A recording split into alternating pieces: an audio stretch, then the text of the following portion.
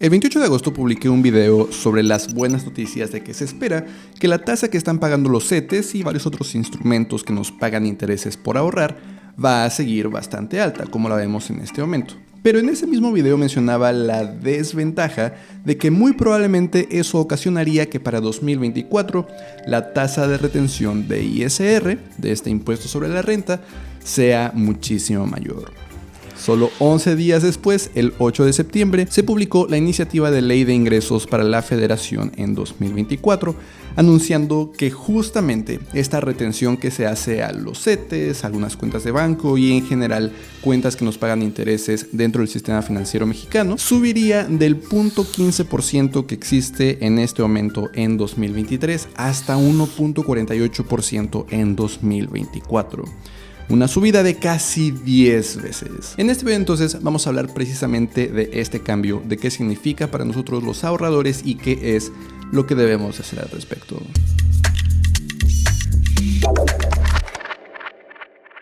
Hola, yo soy Eduardo Rosas, soy licenciado en Finanzas y Banca, actualmente estudiando mi maestría en Planeación Financiera y en este canal hablo sobre todo lo que debemos de saber sobre finanzas personales. Así que, si es primera vez por aquí, considera suscribirte. En este video entonces vamos a hablar sobre este cambio tan gigante de casi 10 veces en la tasa de retención de impuestos sobre la renta que se efectúa en nuestros ahorros en diversas cuentas dentro del sistema financiero mexicano, incluidas cuentas muy famosas, muy utilizadas como las cuentas de CETES Directo. Resulta que precisamente en estos ahorros que ahora vamos a hacer a partir de 2024, la retención ya no va a ser del pequeñísimo 0.15% que existe en 2023, sino de 1.48%. Pero de entrada hay que entender que la razón detrás de esto no es en lo absoluto una mala noticia. La razón de que esta tasa de retención sea muchísimo más grande tiene su razón de ser en una muy buena noticia, que es el hecho de que nosotros los ahorradores al fin estamos ganándole a la inflación cuando ahorramos nuestro dinero. Y es que verás, en 2022 la tasa de interés fue incluso menor que en 2023 en 0.08%. Pero la única razón por la que en 2022 esta tasa de retención fue tan baja fue porque en 2021 los ahorradores en realidad no ganamos dinero, es más, perdimos dinero una vez se descuenta la inflación. La inflación durante 2021 fue de 7.36%, mientras que la tasa promedio que pagaron los CETES a 28 días, una herramienta que podemos utilizar precisamente como parámetro para medir nuestros ahorros, fue de apenas 4.43%. En promedio los ahorradores perdíamos dinero, bastante dinero, una vez se descuenta la inflación. Y justamente el impuesto sobre la renta se paga por el dinero que ganamos por encima de la inflación. Si los ahorradores no están ganando dinero después de la inflación, no tiene sentido retenerles, porque al final del año no van a deber ISR. En 2023 sucedió algo similar. Subió la tasa de retención de 0.08 a 0.15%, pero solo porque en 2022 los ahorradores en promedio seguíamos perdiendo un poco, aunque los ahorros ya empezaban a pelear muchísimo mejor contra la inflación. En 2022 la inflación fue de 7.82%, pero la tasa promedio que pagaron los CETES a 28 días ya fue de 7.66%. Bastante a la par, aún con pérdidas, pero entonces la retención ya fue un poco menor, aunque aún en realidad bastante simbólica, en especial considerando que la tasa de ISR, el impuesto que nosotros debemos de pagar sobre nuestras ganancias en México, va de 1.92% hasta 35%. Esto entonces quizás te dé el contexto suficiente para entender por qué en 2024 la tasa de retención será tan elevada, de 1.48%, porque la inflación en 2023 ya empezó a bajar. A agosto de 2023 está en 4.64%. Y las tasas que pagan los CETES están por los cielos. Lo que va de 2023 hasta mediados de septiembre que estoy grabando este video, la tasa promedio que han pagado los CETES este año es de 11.12%. Entonces los ahorradores al fin estamos ganando dinero por encima de la inflación al momento de ahorrar. Sobre esa ganancia es por la que siempre debemos de pagar impuestos. Y entonces se decide que la tasa de retención ya debe de reflejar esa ganancia de 6.5% que en este momento estamos teniendo. Claro que este cambio podría sentirse gigantísimo precisamente porque venimos de tasas de retención tremendamente bajas, de 0.08% en 2022, de 0.15% en 2023, un 1.48% parece descabellado. Y naturalmente muchas personas podemos pensar que simplemente es el SAT queriendo aprovecharse de nosotros, o en general el gobierno queriendo retenernos más sobre el dinero que estamos invirtiendo. Pero lo cierto es que este 1.48% no es la tasa de retención rara. Las tasas de retención raras fueron las pequeñísimas de 0.08 o de 0.15%. En 2021, por ejemplo, la tasa de retención fue de 0.97%. En 2020 fue de 1.45%.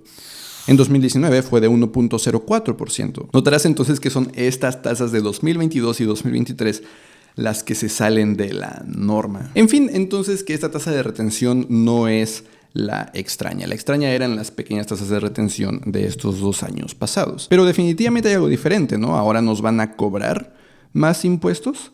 Bueno, hay que entender desde el principio la diferencia entre los impuestos que realmente vamos a pagar y esta tasa de retención, que no son lo mismo.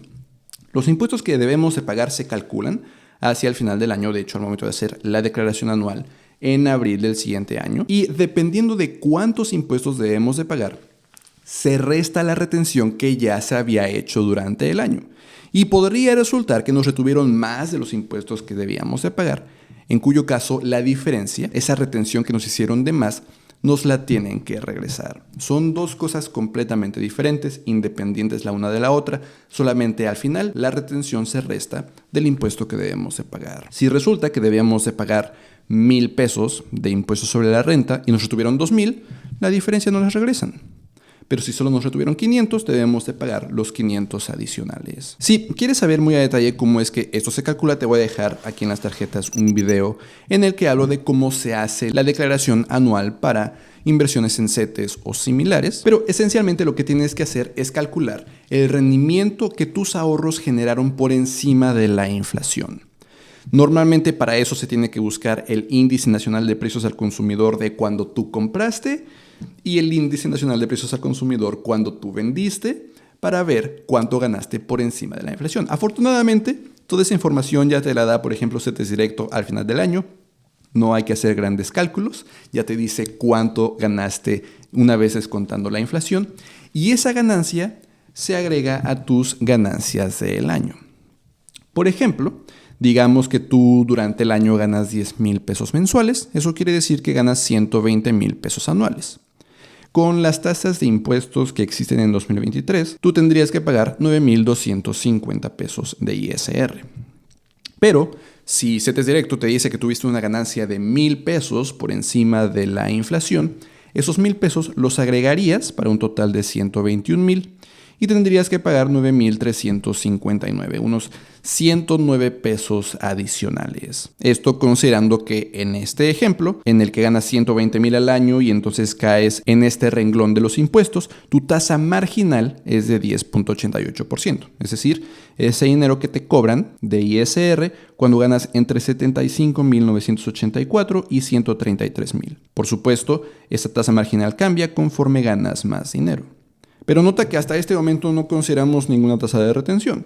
El ISR se calcula independientemente de eso.